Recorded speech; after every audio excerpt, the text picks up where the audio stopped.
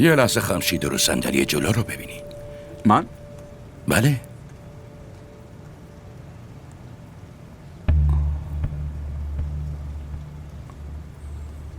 اینا پوله. 2 تا 5 تا یعنی 10. 2 دسته پوله. 1 میلیون. بله.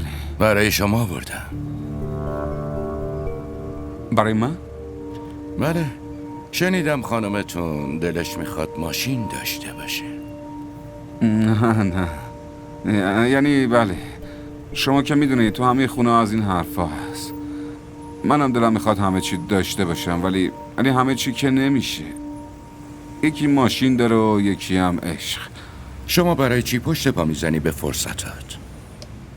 جا؟ میخوام بگم زمونه عوض شده. باید باهاش حرکت کنید. وگرنه همه ازتون جلو میزنن و عقب میافتی. هیچ کس هم دیگه بر نمیگرده دستتونو بگیره. یه کاری کنید. این 1 میلیون روپیه رو بگیرید و 2 روز پیش خودتون نگه دارید.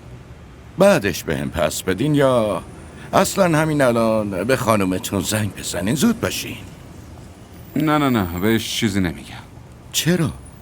یعنی انقدر با ایمانی چرا همه چی رو به خانومتون نمیگی؟ آخه آقا منیر برای چی اینقدر اصرار میکنید؟ من رشوه نمیگیرم. کی بهتون گفته دارم رشوه میدم؟ پس چی؟ این 1 میلیون رو برای چی داری میدی؟ مزد استخدامه. دارم شما رو برای یه کار دیگه استخدام میکنم. کار دیگه؟ چطوری میتونم یه کار دیگه داشته باشم؟ این اصلا ممکن نیست.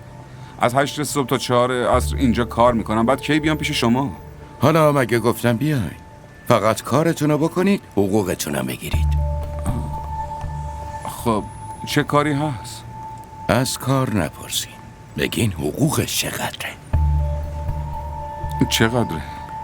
ماهی 500,000 تا. این 1 میلیون هم پیش پرداخته که از طرف شرکت ماشین بخرید.